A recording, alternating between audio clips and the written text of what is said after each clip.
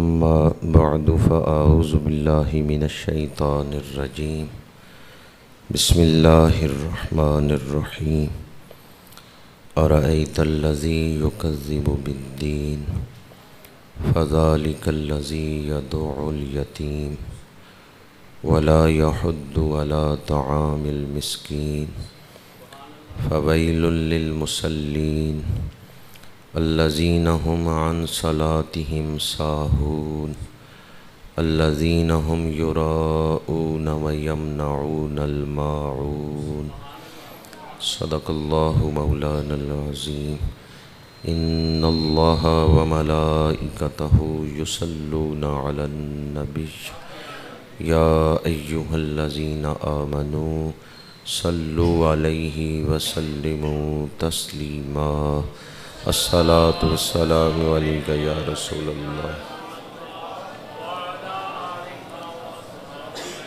الصلاة والسلام عليك يا رسول الله وعلى آلك وأصحابك يا حبيب اللہ۔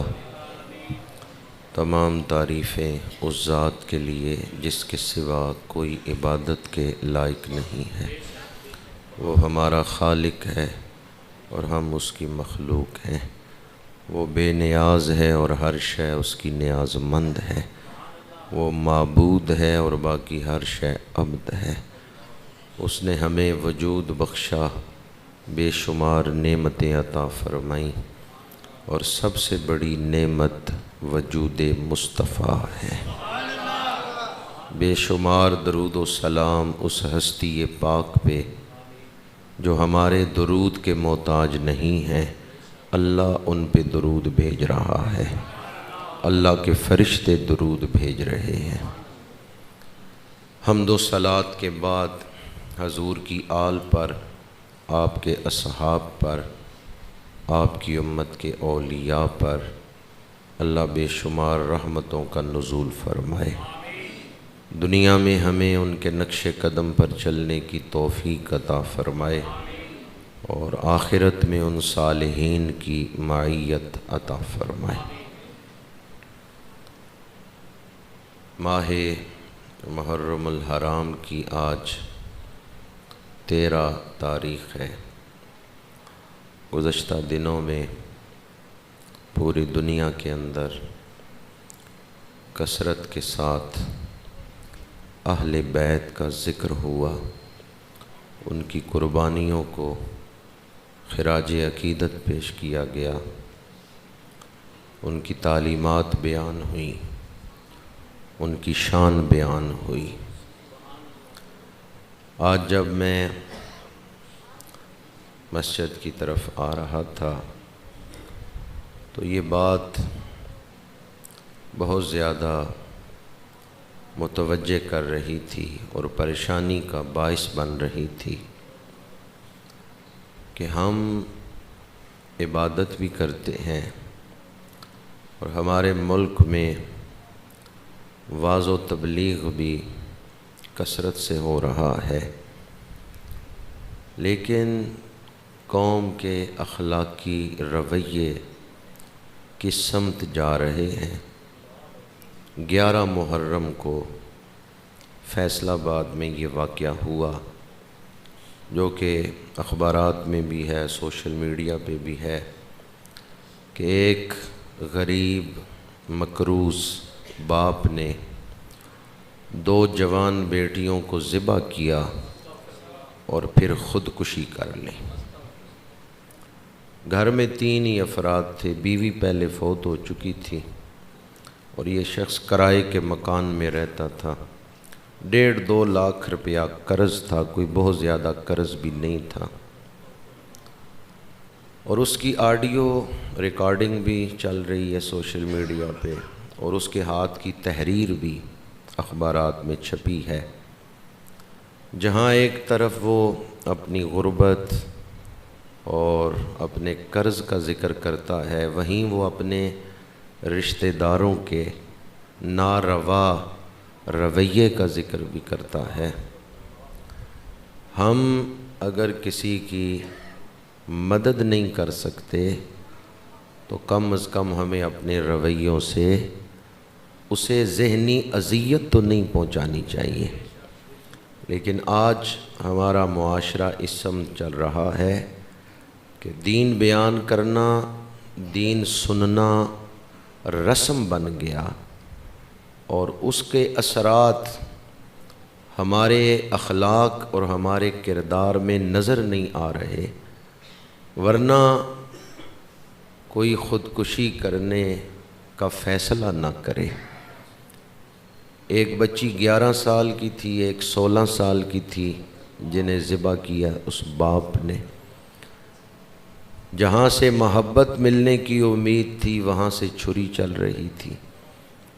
باپ نے بیٹیوں کو ذبح کیا اور پھر خودکشی اس نے کر لی، خود بھی موت کے گھاٹ اتر گیا۔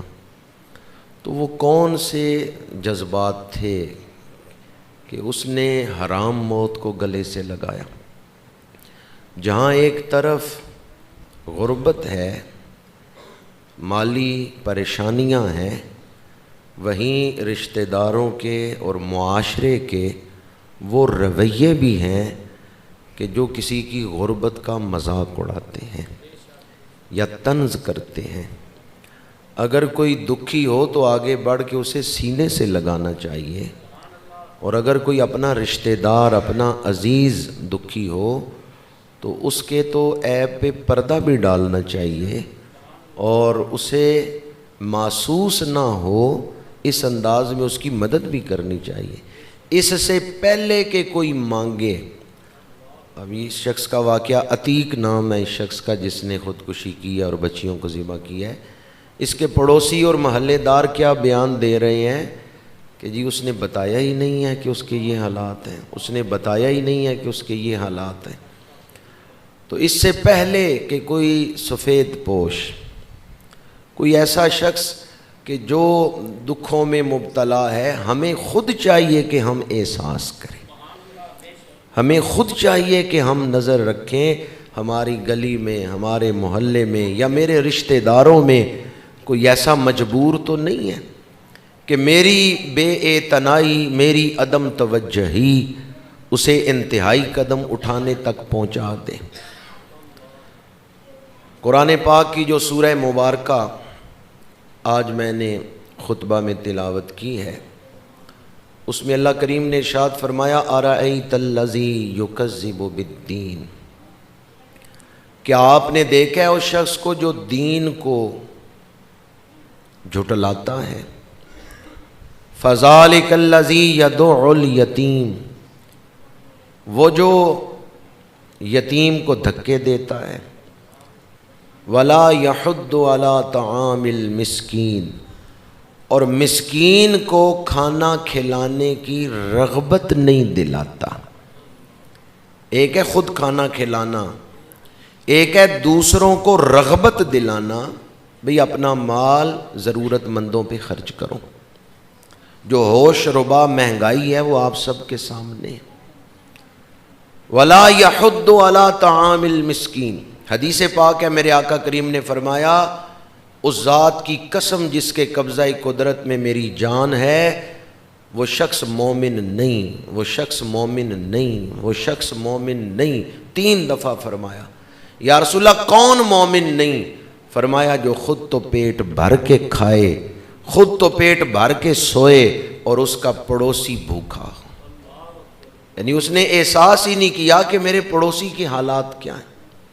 اور یہاں یہ بات بھی یاد رکھیں کہ اگر پڑوسی مسلمان ہے پھر تو اس کے دوہرے حق ہیں، لیکن اگر پڑوسی غیر مسلم ہے تو بحیثیت انسان پھر بھی اس کو کھانا کھلانا یہ مسلمان پڑوسی کی ذمہ داری ہے۔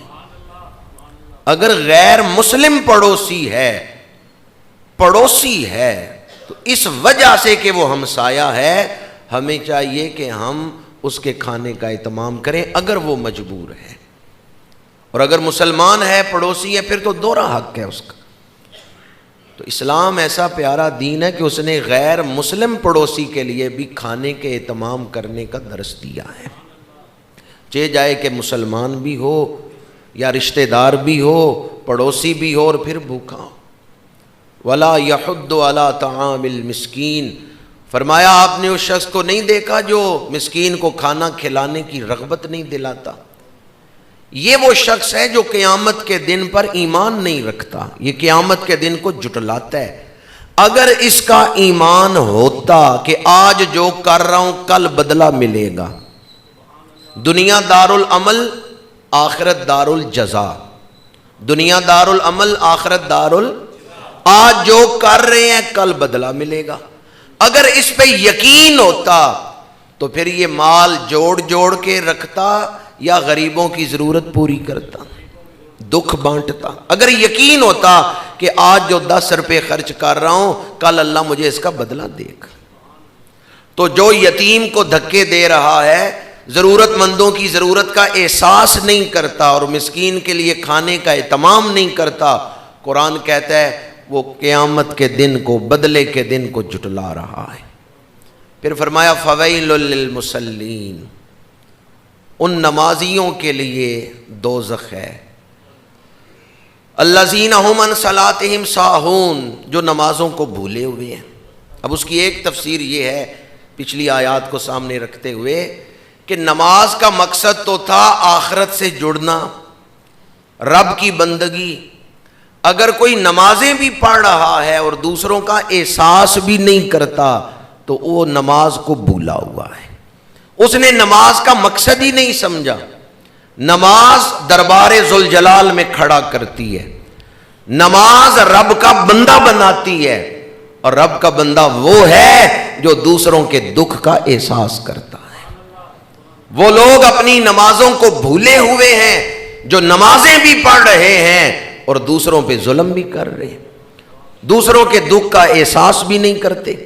فویل للمصلین الذین ھم عن صلاتہم ساہون الذین ھم یراؤون ویمنعون الماعون، وہ جو ریاکاری سے کام لیتے ہیں اور وہ جو عام استعمال کی چیزیں بھی ایک دوسرے کو نہیں دیتے۔ معمولی استعمال کی جو چیزیں ہیں گھروں میں اگر کوئی مانگنے آ جائے تو وہ بھی نہیں دیتے، اور اس پر بھی وہ استہزاء کرتے ہیں، مذاق اڑاتے ہیں۔ اقبال نے بڑی خوبصورت ترجمانی کی ہے۔ اقبال کہتے ہیں ہوس نے ٹکڑے ٹکڑے کر دیا نوع انسانی کو، اخوت کا بیاں ہو جا محبت کی زباں ہو جا۔ یہ جو لالچ ہے اس نے انسانوں کو آپس میں توڑ دیا ہے، دور کر دیا۔ لالچ، ہوس، حتیٰ کہ ماں جائے، سگے بھائی، وہ بھی جب مفاد پرستی کی دور میں پڑتے ہیں تو گھروں میں دیواریں کھڑی ہو جاتی۔ ہوس نے ٹکڑے ٹکڑے کر دیا نوع انسان کو، اخوت کا بیاں ہو جا محبت کی زباں ہو جا۔ دو چیزیں اقبال نے بیان کی، اخوت اور محبت۔ انما المؤمنون اخوۃ، مومن آپس میں بھائی بھائی۔ اور دوسرے مقام پر اقبال نے یہی دو چیزیں، اخوت اور محبت، انہیں ایک دوسرے رنگ میں بیان کی ہے۔ یہی مقصود فطرت ہے، یہی رمز مسلمانی، اخوت کی جہانگیری، محبت کی فراوانی۔ مسلمان ہونے کا تو مطلب ہی یہ ہے کہ مسلمان اللہ کی مخلوق سے محبت کرتا ہے۔ سبحان اللہ، یہی مقصود فطرت ہے، یہی رمز مسلمانی، یہی رمز مسلمانی۔ مسلمان ہونے کا تو مطلب ہی یہ ہے اخوت کی جہانگیری، محبت کی فراوانی۔ مسلمان کے سینے میں دوسروں کے لیے گھٹن نہیں ہوتی، کینہ نہیں ہوتا، وہ دوسروں کے لیے سینہ کشادہ رکھتا ہے، اس کی چھاتی وسعت معاف ہوتی ہے، اس کا ظرف وسیع ہوتا ہے، وہ دوسروں کے دکھ کو محسوس کرتا ہے۔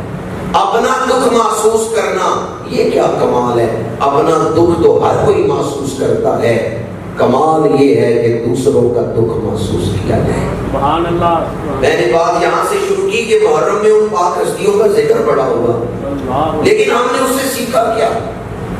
نواسہ رسول صفت پیغمبر امام علی مقام حضرت اسامہ بن زید رضی اللہ تعالی عنہ کی عیادت کے لیے گئے۔ کیا دیکھا؟ اسامہ بن زید پریشان ہے۔ امام علی مقام نے فرمایا اے اسامہ بن زید آپ کیوں پریشان ہیں؟ موت سے تو مومن نہیں ڈرتا. تو حضرت اسامہ بن زید رضی اللہ تعالیٰ عنہ نے عرض کیا میں موت سے نہیں ڈر رہا، موت کی وجہ سے کہ میں بیمار ہوں، نشانیاں ظاہر ہو رہی ہیں، موت آ جائے گی، اس وجہ سے میں نہیں پریشان. امام علی مقام نے فرمایا پھر کیوں پریشان ہے؟ فرمایا مقروض ہو، قرض کی حالت میں موت آئے، یہ اللہ کے رسول کو پسند نہیں تھا. میں پریشان ہوں، حضور مجھ سے محبت بھی کرتے تھے، مجھے اس حال میں موت نہ آ جائے کہ میں مقروض ہوں. ایک لمحہ نہیں گزرا، امام علی مقام نے فوراً فرمایا بے فکر ہو جائیں، آپ کا سارا قرض نواسہ رسول ادا کریں. سبحان اللہ، ماشاء اللہ، ماشاء اللہ. دوسرے لمحے ان کی ساری پریشانی دور کر دی، بوجھ خود اٹھا. اللہ اکبر. یہ ان ہستیوں کا کردار ہے جن کا ہم ذکر تو کرتے ہیں پر ان کے کردار سے کوئی سبق نہیں حاصل کرتا. ایک بوڑھے صحابی گٹھڑی اٹھائی ہے، چلنے نہیں ہو رہا، وزن زیادہ ہے گٹھڑی کا، وہ بوڑھے ہیں. امام علی مقام تشریف لائے، آپ کی بھرپور جوانی ہے، شباب ہے. سبحان اللہ. تو امام علی مقام نے گٹھڑی کو کاندھا کیا، پشت کی طرف سے تشریف لائے اور فرمایا بوڑھے میاں گٹھڑی کو چھوڑ دیں، میں جوان ہوں، میں نے اٹھا لی ہے گٹھڑی. سبحان اللہ. اب وہ جو بوڑھے صحابی تھے انہوں نے ہاتھ چھوڑ دیا، امام نے گٹھڑی اٹھا لی. وہ بوڑھے صحابی نے مڑ کے نہیں دیکھا کس نے اٹھائی. سبحان اللہ. چند قدم چلے، مڑ کے دیکھا نواسہ رسول ہے. سبحان اللہ. تو ہر صحابی اہل بیت سے محبت کرتا ہے. وہ کانپنے لگے کہ میں نے اپنا بوجھ کی نہیں اٹھا دیا. عرض کیا امام آپ اتار دیں، میری گٹھڑی آپ نے اٹھا لی. امام علی مقام نے فرمایا پریشان نہ ہو، دوسروں کا بوجھ اٹھانا میرے نانا کی سنت. سبحان اللہ، سبحان اللہ. دوسروں کا بوجھ اٹھانا حضور کی سنت. سبحان اللہ. مرتبہ کتنا بلند ہے، نواسہ رسول ہے، سبحان اللہ. لیکن اس مرتبے کو خدمت خلق کے راستے میں رکاوٹ نہیں بننے دیا. اللہ اکبر. ایک بوڑھے صحابی کی گٹھڑی اٹھا لی. سبحان اللہ. یہ ان ہستیوں کا کردار ہے جن کا ہم ذکر تو کرتے ہیں لیکن ان کے راستے پر نہیں چل رہے. کیا خیال ہے اگر آج ہم ان کی تعلیمات اپنا لیں تو ہمارے معاشرے پر اخلاق حسنہ کا رنگ بھی چڑھ جائے، انشاءاللہ. گھر بدل نہیں جائیں گے، انشاءاللہ. گھروں کا ماحول بدل جائے. ایک نوکرانی ایک گرم سالن کا برتن ہے، اس کے ہاتھ سے چھوٹ گیا ہے اور امام کے بدن مبارک پہ کپڑوں پہ وہ گرم سالن گرا ہے. آپ نے اس کی طرف دیکھا ہے تو اس نے آگے سے آیت پڑھ دی ہے والکاظمین الغیظ. سبحان اللہ. اہل اللہ غصہ پینے والے ہیں. آپ نے کوئی غصے کا اظہار نہیں فرمایا. سبحان اللہ. پھر اس نے پڑھ دیا اللہ والے کو معاف کرنے والے ہیں، والعافین عن الناس. آپ نے فرمایا میں نے تجھے معاف کیا. سبحان اللہ. پھر اس نے آگے آیت پڑھ دی کہ اللہ نیکوں سے محبت کرتا ہے، محسنین سے محبت کرتا ہے. اس نے کہا جا میں نے تجھے آزاد کیا. سبحان اللہ. سبحان اللہ. امام علی مقام سرکار سید الشہداء نے فرمایا جا میں نے تجھے آزاد کیا ہے. اللہ اکبر. حضرت امام زین العابدین سید سجاد رضی اللہ عنہ آپ تو اس حوالے سے مشہور تھے کہ جب آپ کا کوئی غلام غلطی کرتا تھا آپ اسے آزاد کر دیتے. سبحان اللہ. سبحان اللہ. حالانکہ نوکر غلطی کرے تو غصہ کرنا اور سزا دینا آج کل بھی مالک اپنا حق سمجھتے. اس دور میں تو غلامی کی نوعیت ہی اور تھی، خریدے ہوئے غلام. لیکن حضرت امام زین العابدین کا کردار کیا ہے؟ اگر کوئی غلام غلطی کرتا ہے اس کی شکایت لگتی ہے تو آپ اسے آزاد کر دیں. سبحان اللہ. ایک جگہ کچھ آپ کی کھیتی باڑی کا سلسلہ تھا، وہاں کچھ غلام کام کرتے تھے. ایک غلام ان کا سربراہ تھا تو کام لیتا تھا باقی غلاموں سے. اس نے غلام کو پکڑا اور حضرت زین العابدین رضی اللہ تعالیٰ عنہ کی بارگاہ میں لے کے آیا کہ اس نے فلاں غلطی کی ہے، ڈیوٹی نہیں دی. اب حضرت سیدنا امام زین العابدین رضی اللہ تعالیٰ عنہ نے اس کی طرف دیکھا، ابھی سزا سنائی نہیں، تو وہ غلام ہاتھ جوڑ کے عرض کرتا ہے جو مرضی ہے سزا دے پر مجھے آزاد نہیں کرنا۔ سبحان اللہ۔ بعض دوست تو سمجھ گئے کہ اس میں محبت کیا تھی۔ نعرہ تکبیر، نعرہ رسالت، حیدری، عظمت شان مصطفیٰ کریم، شہدائے کربلا۔ آپ اس حوالے سے مشہور تھے کہ سزا دیتے ہیں تو آزاد کر دیتے، غلطی سنے تو آزاد کر دیتے۔ اس غلام نے کہا جو مرضی ہے سزا دے، آزاد نہیں کرنا، اس لیے کہ اگر آپ مجھے آزاد فرما دیں گے پھر آپ کا دروازہ چھوڑنا پڑے گا، دور جانا پڑے گا، میں آپ سے دور نہیں ہونا چاہتا۔ جو مرضی ہے سزا دے پر رکھیں اپنے دروازے پر، رکھیں اپنے پاس۔ سبحان اللہ۔ کیسا ان کا کردار تھا، اور یہ کردار حضور کی سیرت پاک کا ہی فیض۔ بے شک، سبحان اللہ۔ حضرت زید رضی اللہ تعالیٰ عنہ، ام المومنین حضرت خدیجہ الکبریٰ رضی اللہ تعالیٰ عنہا کے غلام ہیں، انہوں نے حضور کی خدمت میں پیش کر دیے، بچے ہیں، میرے آقا کریم نے ان سے شفقت فرمائی ہے، غلام ہے۔ ان کا باپ اور چچا ڈھونڈتے ہوئے مکے پہنچے، پتہ چلا کہ زید تو حضور کی خدمت میں ہے، وہ حضور کے پاس آ گئے، دکھڑا سنایا، کہا زید کی ماں بہت روتی ہے، بیٹا جدا ہو گیا ہے، بکتے بکاتے پہنچے ہیں مکے میں۔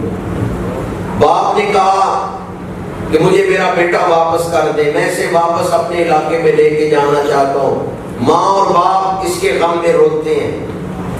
میرے آقا کریم نے فرمایا کہ میری طرف سے اجازت ہے، سبحان اللہ۔ زید سے پوچھ لو کہ وہ بھی جانا چاہتا ہے یا نہیں، اللہ اکبر۔ اگر زید جانا چاہتا ہے تو اسے لے جاؤ۔ اب باپ بیٹے کے پاس آیا، ماں کے حالات سنائے، ٹیلی فون کا بھی زمانہ نہیں، خط کا بھی زمانہ نہیں، ڈاکخانے کا بھی سلسلہ نہیں۔ اس دور میں جب جدائی ہوتی تو جدائی محسوس ہوتی تھی، کوئی اتا پتا خبر کئی مہینوں تک نہیں پہنچتا۔ اس دور میں باپ بیٹے سے کہہ رہے چلو گھر چلتے ہیں، رسول اللہ نے اجازت دے دی ہے کہ جیسے زید کی مرضی ہے، جانا چاہتا ہے تو لے جاؤ۔ قربان جاؤں حضرت زید کی وفور محبت پر۔ سبحان اللہ۔ اپنے باپ سے کہا ابا جان آپ واپس چلے جائیں، میں رسول اللہ کا دروازہ نہیں چھوڑ سکتا۔ سبحان اللہ، ماشاءاللہ۔ آپ اندازہ کر سکتے ہیں کہ حضور نے کیسی شفقتیں ان پر کی ہوں گی بے شک، بے کہ شک۔ باپ کو چھوڑ دیا ہے اور حضور کا دروازہ نہیں چھوڑا۔ سبحان اللہ، سبحان اللہ۔ حضور کی اخلاقی حسنہ کی کیسی گواہی انہوں نے دی، اللہ اکبر۔ اور کیسی جاذبیت حضور کے کردار کی حضرت زید نے بیان کی۔ حقیقی باپ کو واپس بھیج دیا ہے، ان کے ساتھ اپنے گھر اپنے علاقے کی طرف نہیں گئے، ساری زندگی حضور کے دروازے پہ گزاری۔ سبحان اللہ، سبحان اللہ۔ اس سیرت کے پہلو کا عکس کربلا میں دیکھنا ہو تو 9 اور 10 کی درمیانی رات دیکھیں۔ امام علی مقام نے قافلے میں جتنے مرد تھے انہیں خیمے میں اکٹھا کیا، ایک بڑے خیمے میں، فرمایا یہ لوگ جنہوں نے گھیرا تنگ کر لیا ہے اور جنگ چاہتے ہیں، ان کی دشمنی میرے ساتھ ہے، یہ مجھے شہید کرنا چاہتے ہیں، تم اگر مجھے چھوڑ کے چلے جاؤ تو یہ تمہیں کچھ نہیں کہیں گے، میں تمہیں اجازت دیتا ہوں، جاؤ مجھے چھوڑ کے چلے جاؤ، اپنی جانیں بچا لو، اپنے گھر بچا لو۔ اور پھر امام نے چراغ گل کر دیا، چراغ بجھا دیا، اندھیرا کر دیا۔ حضرت عباس پوچھتے ہیں آقا چراغ کیوں بجھایا ہے؟ فرمایا تاکہ اٹھ کے جاتے ہوئے کسی کو شرمندگی نہ ہو، امام حسین دیکھ کسی کو شرمندگی نہ ہو۔ آپ نے بارہا یہ روایت سنی ہوگی، کوئی ایک ساتھی بھی چھوڑ کے گیا، اور حالات کتنے سخت ہیں، ماحول کا دباؤ کتنا ہے، یہ بات یقینی ہے کہ کل شہادتیں ہوگی، ہماری تعداد تھوڑی، دشمن ہزاروں میں، وہ جو امام کی خدمت میں بیٹھے انہیں یقین ہے کہ اگر اب ہم اٹھ کے نہیں جاتے کل شام انتقام سے پہلے پہلے ہم شہید ہو جائیں گے، سر کٹ جائیں گے، پر ان کی وفا دیکھیں اور امام کی فتح دیکھیں، امام کے کردار کی جاذبیت دیکھیں۔ کوئی ایک غلام بھی امام کو چھوڑ کے نہیں گیا۔ حضرت عباس نے عرض کیا آقا حسین آج اس دشت کربلا میں آپ کو تنہا چھوڑ کے جائیں تو کل قیامت کے دن رسول اللہ کو کیا منہ دکھائیں؟ ہم آپ کو اکیلے چھوڑ کے کیوں جائیں؟ چند سال سانسیں لینے کے لیے۔ ایک ہے زندگی گزارنا، ایک ہے زندگی جینا۔ آج اکثریت زندگی گزار رہے ہیں، جینا کسے کہتے ہیں اس کی انہیں خبر ہی نہیں۔ زندگی جینے کا مطلب کیا ہے اس کو انہیں خبر ہی نہیں۔ وہ زندگی گزارنے کو ہی زندگی جینا سمجھتے ہیں۔ حضرت عباس نے جو ارشاد فرمایا اس میں پیغام یہ ہے اگر تم اہل حق سے بے وفائی کرو تو زندگی گزار سکتے ہو لیکن اپنی آنکھوں میں بھی شرمندگی کے ساتھ جیو۔ جینا یہ ہے کہ جب تک سانس چلے حق کے ساتھ کھڑے۔ سبحان اللہ سبحان اللہ۔ امام علی مقام کی فتح دیکھیں، کوئی ایک بھی چھوڑ کے گیا ہے؟ کردار کی گواہی انہوں نے کیسے دی ہے کہ امام علی مقام کا کردار کتنا اعلیٰ ہے۔ وہ جن کے چاروں طرف ننگی تلواریں ہیں وہ زندگی سے پیار نہیں کر رہے، امام سے پیار کر رہے ہیں۔ انہوں نے بتا دیا امام حق میں ہے، ہم اپنی جانیں لٹا دیں گے، انہیں چھوڑ کے نہیں جائیں۔ جان بڑی پیاری ہے، اس کو دینے کا فیصلہ کرنا بڑا مشکل ہے بالعموم۔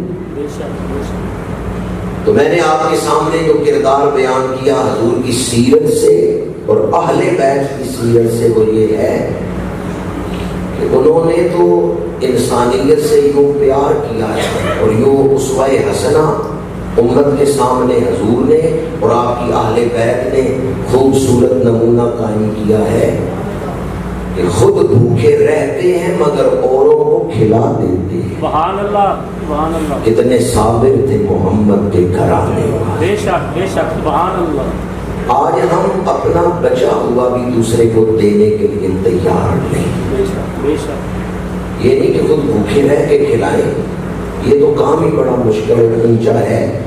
میں تو کہہ رہا ہوں کہ جو آپ سے بچا ہے اس میں سے کچھ ضرورت مندوں کو دیں۔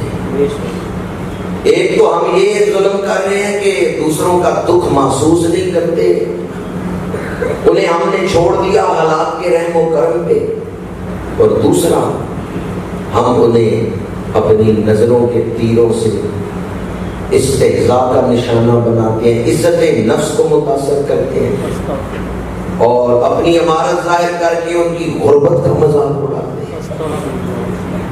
فیصل آباد میں جو واقعہ ہوا اس میں شخص نے کہا ہے کہ کسی رشتہ دار کو نہ تکلیف دینا کہ وہ ہمیں دفنانے کے لیے آئے۔ یہ جو خیراتی ادارے بنے ہوئے ہیں نا میتوں کو دفنانے والے، ان کو کہہ دینا وہ ہمیں دفنا دیں گے، کسی رشتہ دار کو تکلیف نہ دینا۔ اس دور میں اپنائیت کا کیا مطلب رہ گیا ہے؟ تو علامہ اقبال کا ایک شعر ہے، ہو حلقۂ یاراں تو پریشن کی طرح نرم، رزم حق و باطل ہو تو فولاد ہے مومن۔ کیا شعر ہے؟ ہو حلقۂ اقبال کے دور میں ہوتا ہوگا حلقۂ یاراں، آج کل تو ختم ہو گئے، آج کل تو حلقۂ یاراں رہ کوئی نہیں ہے، آج کل تو اپنوں میں بیٹھ کے بھی انسان پشیمان ہی رہتا ہے۔ امام علی مقام کے کردار کو ایک غیر مسلم چارلس ڈکنس جو کہ فرانس کا مشہور اسکالر ہے، اس نے بیان کرتے ہوئے لکھا ہے، اپنے تو رہ کے اپنے بیگانوں نے بھی امام کے کردار کو سلام بھیجا۔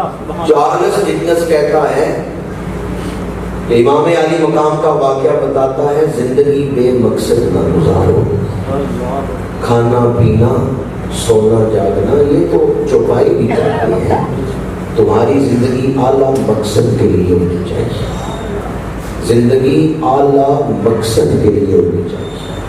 اور دوسری بات جو چارلس نے کی اور بڑی خوبصورت بات اس نے غیر مسلم ہو کے کی ہے، وہ کہتا ہے واقعہ کربلا ہمیں بتاتا ہے جب مقصد اعلیٰ ہو تو پھر یہ نہ دیکھو کتنی قربانیاں دینی پڑ رہی ہیں۔ سبحان اللہ، بے شک، امام علی مقام نے خوشی خوشی قربانیاں دی، سبحان اللہ، جرأت سے قربانیاں دی۔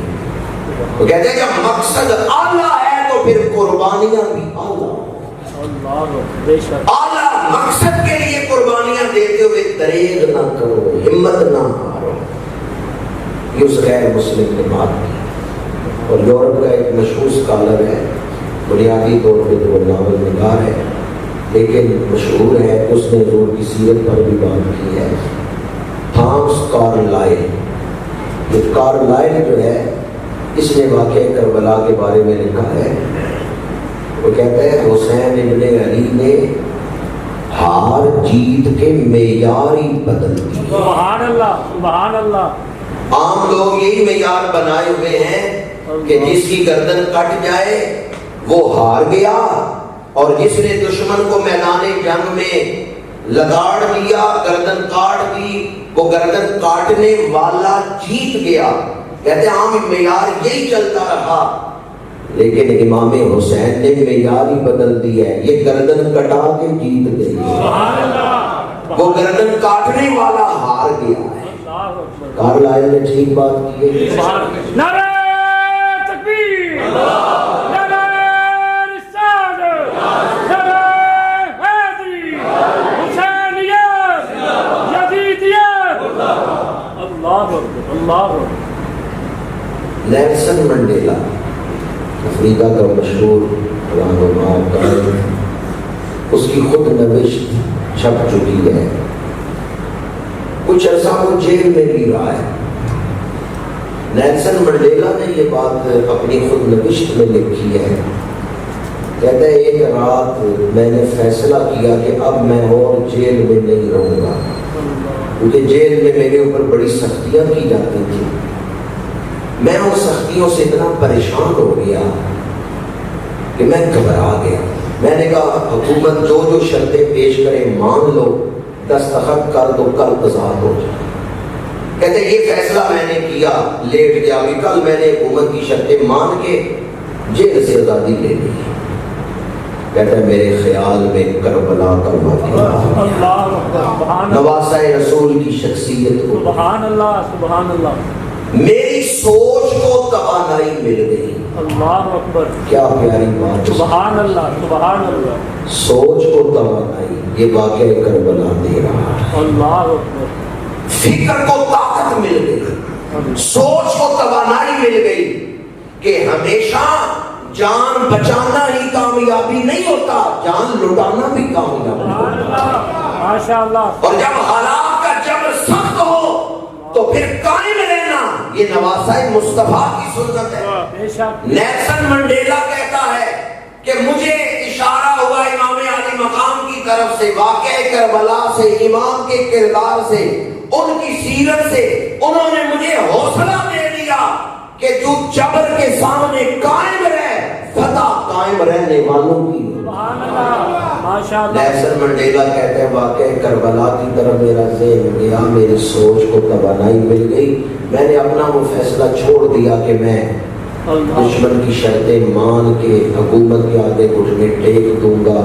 اس نے کہا میں نے پھر فیصلہ کر لیا، نہیں میں تکلیفیں برداشت کروں گا لیکن آزادی کے لیے آواز اٹھاتا رہوں کیا گا۔ بات، سبحان اللہ، سبحان اس کے لیے آواز اٹھاتا رہوں گا۔ اللہ، اس سے یہ بھی پتا چلتا ہے غیر مسلم بھی امام علی مقام کے کردار کو بطور مثال بیان کرتے ہیں۔ ماشاء اللہ، سبحان اللہ، مہاتما گاندھی نے لکھا ہے کہ مسلمانوں حسین صرف تمہارے نہیں، حسین انسانیت کی۔ اللہ بے شک، جب بھی کوئی انسانی حقوق کی بات کرے گا حضرت امام حسین کی مثال دیتا ہے۔ سبحان اللہ، یزید 7واں حکمران تھا، اللہ، یزید سے پہلے 6 حکمران گزر چکے تھے، 5 خلفائے راشدین اور 1 سلطان اسلام، حضرت سیدنا صدیق اکبر رضی اللہ تعالیٰ عنہ، حضرت فاروق اعظم رضی اللہ تعالیٰ عنہ، حضرت عثمان غنی، مولا علی، حضرت امام حسن رضوان اللہ تعالیٰ علیہ مجمعین، 5 خلفائے راشدین۔ چھٹے تھے سلطان اسلام حضرت سیدنا امیر معاویہ رضی اللہ تعالیٰ عنہ۔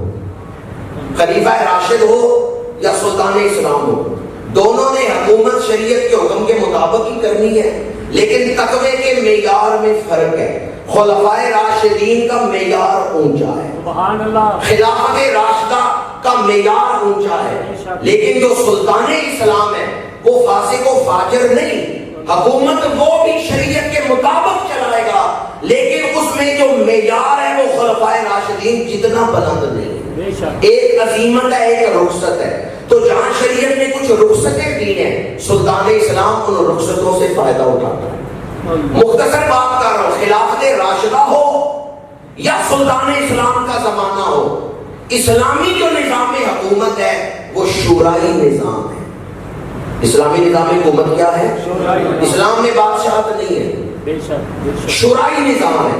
اور شورائی نظام کیا ہے کہ خلیفہ کے نیچے مجلس مشاورت ہے، سلطان اسلام کے نیچے مجلس مشاورت ہے، فیصلہ نافذ جو کرتا ہے وہ حکمران کرتا ہے، لیکن فیصلہ کرنے میں مجلس مشاورت شامل ہوتی ہے۔ پہلے جو 6 حکمران گزرے ان میں ہم نام ایک کا لیتے ہیں، فلاں نے یہ فیصلہ کیا، فلاں نے یہ فیصلہ کیا، حالانکہ پیچھے مجلس مشاورت ہوتی تھی۔ حضرت سیدنا صدیق اکبر کی تنخواہ مقرر کی گئی کہ ایک مزدور کی جو تنخواہ ہے وہ خلیفہ کی ہوگی، یہ فیصلہ کس نے کیا تھا؟ یہ مجلس شورا نے فیصلہ کیا، اور یہ مشورہ مولا علی نے دیا۔ حضرت صدیق اکبر خلیفہ ہیں، تنخواہ کتنی ہوگی؟ مجلس مشاورت بیٹھ گئی، مشورہ مولا علی نے دیا، لا واقع سوالا شاتا تھا کہ ایک مزدور سے نہ زیادہ نہ تھوڑی، جتنی مزدور کی ایک دن کی مزدوری ہے وہی خلیفہ کی تنخواہ ہو۔ مشورہ مولا علی کا ہے، فیصلہ مجلس مشاورت کا ہے، نافذ صدیق اکبر کا ہے۔ تو خلافت راشدہ ہو یا سلطان اسلام کا دور ہو، مشاورت ضروری ہے۔ یزید جب بیٹھے نا تو یزید نے وہ مجلس مشاورت ختم کر دی، اس نے بادشاہت قائم کی ہے۔ آج بھی بعض علاقوں میں اسلامی بادشاہت ہے، لیکن میں تو یہ لفظ بولتے ہوئے ڈر رہا ہوں، اسلامی بادشاہت، اللہ اکبر، اسلام میں بادشاہت نہیں ہے، اقتدار اعلیٰ کا مالک اللہ ہے۔ سبحان اللہ۔ یہ جن ملکوں میں بادشاہت ہے وہ جتنا مرضی ہے کہتے ہیں اسلامی بادشاہت، بادشاہت میں آخری فیصلہ بادشاہ کا ہوتا ہے، قرآن اور حدیث کا نہیں چلتا۔ آج بھی جن ملکوں میں بادشاہت ہے وہ آخری فیصلہ بادشاہ کا ہی ہوتا ہے، وہ قرآن اور حدیث کو سائڈ پر رکھ دیتا ہے۔ بادشاہ مطلق العنان ہوتا ہے، خلیفہ یا سلطان اسلام اگر شریعت کے خلاف کوئی فیصلہ کرے مجلس مشاورت چلنے ہی نہیں دیتی، اس کو چیلنج کر دیتی ہے، روک دیتی ہے۔ کیا حضرت فاروق اعظم پر ایک عام شہری نے اٹھ کے اعتراض نہیں کر دیا تھا کہ ہمیں تو ایک ایک چادر دی ہے، اس سے تو لباس نہیں بنتا، آپ نے پورا جوڑا کیسے بنا لیا، آپ نے 2 چادریں لی ہیں؟ اعتراض ہوا یا نہیں؟ تو خلیفہ نے جواب دیا یا نہیں؟ انہوں نے کیا کہا، کون ہوتے ہو اعتراض کرنے والے؟ انہوں نے جواب دیا ہے کہ سوٹ کیسے بنا ہے، میرے بیٹے نے مجھے چاہا۔ سبحان اللہ۔ یہ آزادی رائے جس میں عوام کو آزادی حاصل ہے، یہ خلافت ہے، یہ سلطنت اسلامیہ ہے۔ لیکن یزید جب آیا اس نے کہا بس بادشاہ کا حکم چلے گا، عوام کو رائے کا حق نہیں۔ کربلا میں وہ وقت آیا جب شبر نے آ کے کہا کہ امام علی مقام آپ سے مذاکرات نہیں ہوں گے، آپ کا نقطہ نظر نہیں سنا جائے گا، آپ کا موقف کیا ہے یہ نہیں سنا جائے گا، ہم نے فیصلہ کر لیا ہے، یا ہاتھ دے دیں یا سر دے دیں۔ یہ وہ جبر تھا جس کے خلاف امام نے آواز اٹھائی۔ سبحان اللہ، سبحان اللہ۔ آپ نے یہ بات ہزاروں مرتبہ سنی ہوگی، بچے کا پہلا سکول ماں کی گود ہے۔ تو بچے کو اچھی تربیت کے لیے کس کی ضرورت ہوتی ہے؟ جی، ماں کی گود۔ آغوش کی 2 قسمیں ہیں، ایک ہے ماں کی آغوش، ایک ہے معاشرے کی آغوش، جسے ہم تہذیب کہتے ہیں، جسے کلچر بھی کہتے ہیں۔ یہ حملہ ہوا تھا اسلامی تہذیب پہ، یہ حملہ ہوا تھا اسلامی کلچر پہ۔ کلچر کیسے بنتا ہے، تہذیب کیسے بنتی ہے؟ اقتصادی نظام، سیاسی نظام، اخلاقی قدریں اور علوم و فنون، یہ چاروں جب ملتی ہیں نا تو ان کے اجتماع سے ایک چیز بنتی ہے جسے تہذیب کہتے ہیں۔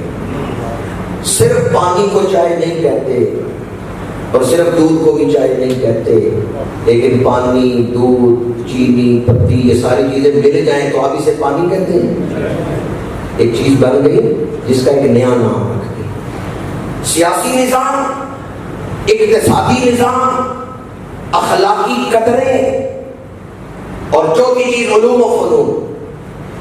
یہ معاشرے میں کس طرح چل رہی ہیں، لوگ پیسہ کماتے کیسے ہیں، خرچ کیسے کرتے ہیں، سیاسی نظام کیا ہے، ذمہ داریاں کیا ہیں، اخلاقی قدریں کیا ہیں، خود غرضی ہے یا دوسروں کا دکھ محسوس ہوتا ہے، علوم و فنون کیا ہے، قابل لوگ ہیں یا جاہل لوگ ہیں۔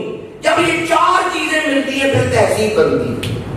اسلامی تہذیب سب سے بے مثال تہذیب، سبحان اللہ۔ اس میں جسم اور روح دونوں کے تقاضے پورے کیے جاتے ہیں۔ یزید جب تخت پہ بیٹھے اس نے شورائی نظام ختم کر کے بادشاہت کا نظام شروع کیا ہے، آزادی رائے نہیں ہوگی۔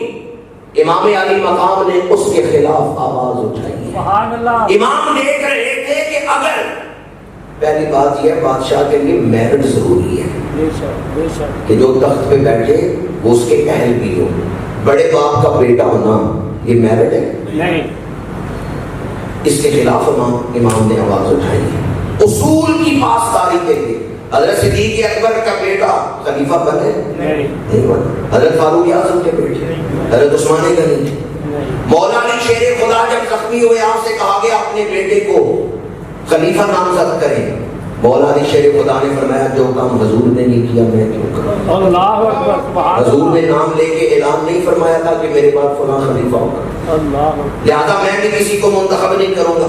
ہاں میری شہادت کے بعد شورا جو فیصلہ کرے جس کو چاہے خلیفہ بنا لے، اس مجلس شورا نے امام حسن کو خلیفہ بنایا۔ سبحان اللہ سبحان اللہ۔ اور حضرت امیر معاویہ کے بارے میں یہ بات جس طرح تاریخ کی کتابوں میں ہے کہ آپ نے مجلس شورا سے مشورہ کیا یزید کے بارے میں، یہ روایتیں ہیں، تو یہ روایت بھی ہے کہ آپ نے یزید کو جانشین نہیں بنایا۔ دونوں طرح کی روایتیں ہیں۔ بے شک۔ بہرحال یزید نے قبضہ کیا ہے یا تخت پہ بیٹھے ہیں جانشینی کے اعتبار سے، جس طرح بھی اس نے جو پہلا نظام تھا نا اس نظام کو ختم کیا، اب اس نے بادشاہت کا سلسلہ شروع کیا ہے۔ امام نے اس میرٹ کی بحالی کے لیے کہ جو اہل ہوگا وہ اس مسجد پہ بیٹھے، سبحان اللہ۔ جس سیٹ پہ صدیق اکبر بیٹھے ہیں یزید اس پہ سونا، یزید اس کا حقدار ہے۔ جس سیٹ پہ فاروق اعظم رہے، عثمان غنی رہے، مولا علی رہے، وہاں یزید بیٹھ گئے۔ امام علی مقام نے اس کے خلاف آواز اٹھائی۔ دامن وقت کی گنجائش نہیں کہ میں مزید آپ کے سامنے یہ مسائل بیان کروں، یہ میں نے اس لیے بھی عرض کیا کہ آج 12 اگست ہے، 2 دن بعد بلکہ 1 دن بعد 14 اگست آ رہا ہے، یہ ہمارا یوم بڑا اچھا کیا چند لوگوں نے آزادی کا لفظ بولا ہے، جو نہیں بولے میں ان کو سلام پیش کرتا ہوں۔ انہوں نے کہا کیوں بولے، آزاد تو ہے ہی نہیں۔ یوم دعا کریں اللہ تعالیٰ آزادی عطا فرمائے۔ گجرات آفت زدہ علاقہ ہے، بے شک 80% گجرات کا نظام تباہ ہو چکے ہیں، اندرون شہر بہت نقصان ہو گئے ہیں، بے شک۔ لیکن کوئی آواز نہیں اٹھا رہا کہ گجرات کو آفت زدہ قرار دے کر ہنگامی بنیادوں پر گجرات کو ٹھیک کیا جائے۔ کیوں؟ اس لیے نہیں آواز اٹھا رہے، کہتے ہیں فائدے میں کوئی نہیں آواز اٹھا۔ ان دنوں میں ایک فوتیدگی ہوئی، مجھے 2-4 جگہ جانا تھا، کل بھی پرسوں بھی، تو اس قدر پریشانی ہوئی، کئی جگہ نہیں پہنچ سکا، کئی جگہ راستہ اتنا خراب تھا، حادثے میں نے دیکھے گجرات شہر کی بات کر رہا ہوں، باہر کی نہیں، شہر کے اندر حادثے دیکھے ہیں، مین ہول کھلے ہوئے ہیں، موٹر سائیکل گر رہے ہیں۔ اور گجرات میں بلا مبالغہ یہ کہہ رہا ہوں، احساس نہیں ہے لوگوں کو کہ گجرات آفت زدہ علاقہ ہے۔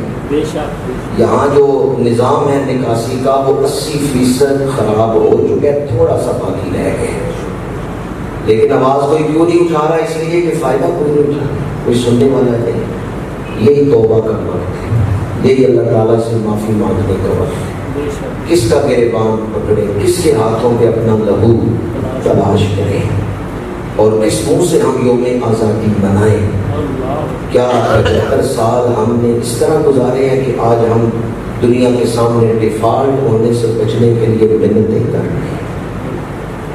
میں تو یہ سمجھتا ہوں، دل کا دکھ بیان کر رہا ہوں، جو چیز اپنی ہوتی ہے اپنی، بندہ اس کا دکھ بھی محسوس کرتا ہے اور اس کو سنوارنے کی کوشش بھی کرتا ہے. بے شک اب ہم پاکستان کو اپنا سمجھتے ہیں.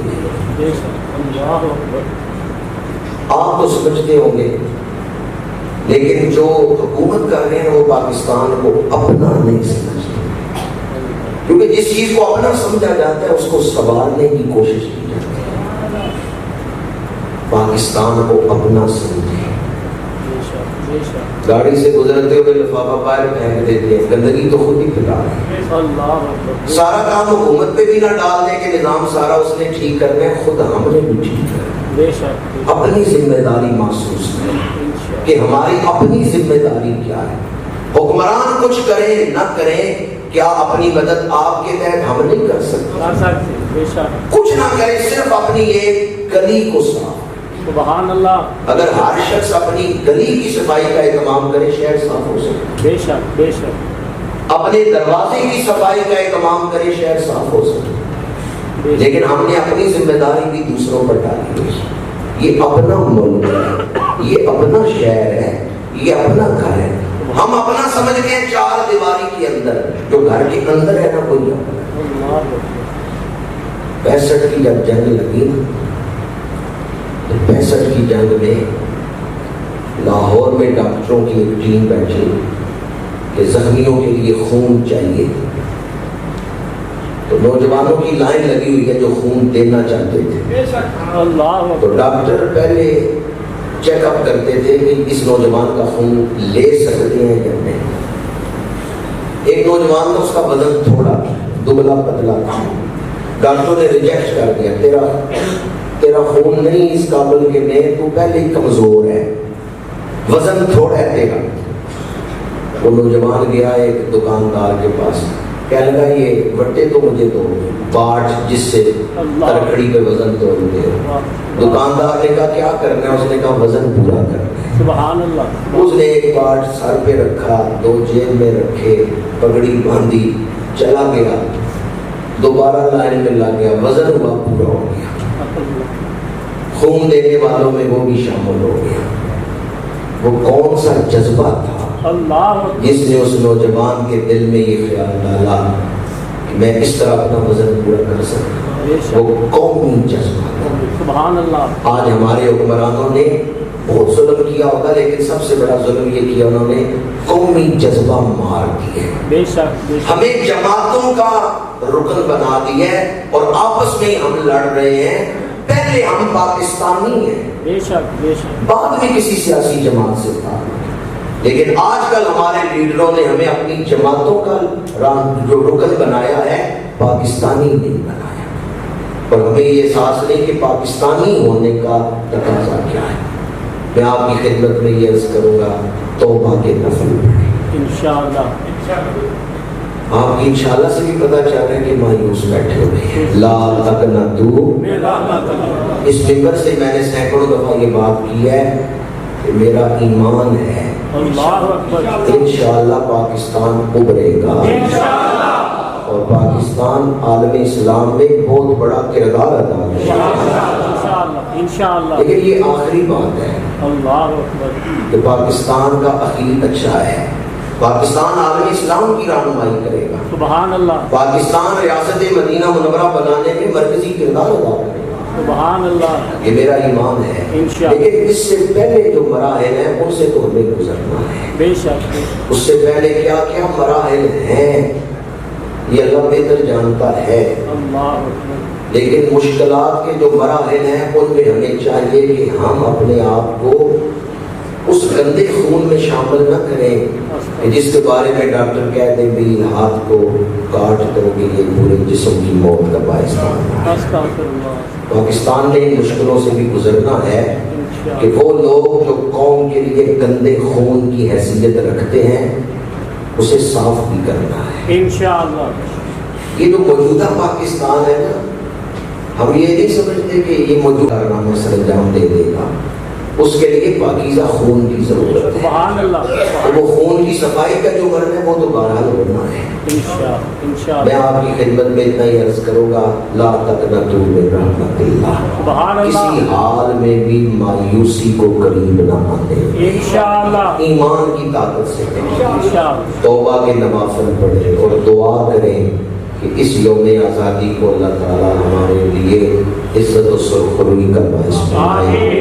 اور یہ جو نیا سال 1444 ہجری شروع ہوا ہے، اللہ اسے پاکستان کے عروج کا سال بنائے. جن لوگوں نے جانے دی پاکستان کے لیے انہیں اصال ثواب کریں، ختم شریف دلائیں، ان شہیدوں کو یاد رکھیں. ان کا احسان ہے کہ ہم پاکستان کی آزاد فضاؤں میں سانس لے رہے ہیں. پاکستان جیسا بھی ہے پھر بھی یہ ملک ہماری محبتوں کا مرکز ہے. سبحان اللہ. جیسا بھی یہ ملک اس حال میں ہے ہماری محبتوں کا مرکز ہے، اور انشاءاللہ یہی ملک عالم اسلام کی قیادت ہے. انشاءاللہ. کی محمد سے وفا تو نے تو ہم ہیں، یہ جہاں چیز ہے کیا لو کرم تیرے. سبحان اللہ. آخر دعوانا کارنامہ سر انجام دے دے گا. اس کے لیے پاکیزہ خون کی ضرورت ہے. سبحان اللہ. وہ خون کی صفائی کا جو مرن ہے وہ تو بہرحال ہونا ہے. انشاءاللہ. میں آپ کی خدمت میں اتنا ہی عرض کروں گا، لا تقنطوا من رحمت اللہ. سبحان اللہ. کسی حال میں بھی مایوسی کو قریب نہ آنے. انشاءاللہ. ایمان کی طاقت سے انشاءاللہ. توبہ کے نوافل پڑھیں اور دعا کریں کہ اس یوم آزادی کو اللہ تعالیٰ ہمارے لیے عزت و سرخروئی کا باعث بنائے. اور یہ جو نیا سال 1444 ہجری شروع ہوا ہے، اللہ اسے پاکستان کے عروج کا سال بنائے. جن لوگوں نے جانے دی پاکستان کے لیے انہیں اصال ثواب کریں، ختم شریف دلائیں، ان شہیدوں کو یاد رکھیں. ان کا احسان ہے کہ ہم پاکستان کی آزاد فضاؤں میں سانس لے رہے ہیں. پاکستان جیسا بھی ہے پھر بھی یہ ملک ہماری محبتوں کا مرکز ہے. سبحان اللہ. جیسا بھی یہ ملک اس حال میں ہے ہماری محبتوں کا مرکز ہے، اور انشاءاللہ یہی ملک عالم اسلام کی قیادت ہے. انشاءاللہ. کی محمد سے وفا تو نے تو ہم ہیں، یہ جہاں چیز ہے کیا لو کرم تیرے. سبحان اللہ. آخر دعوانا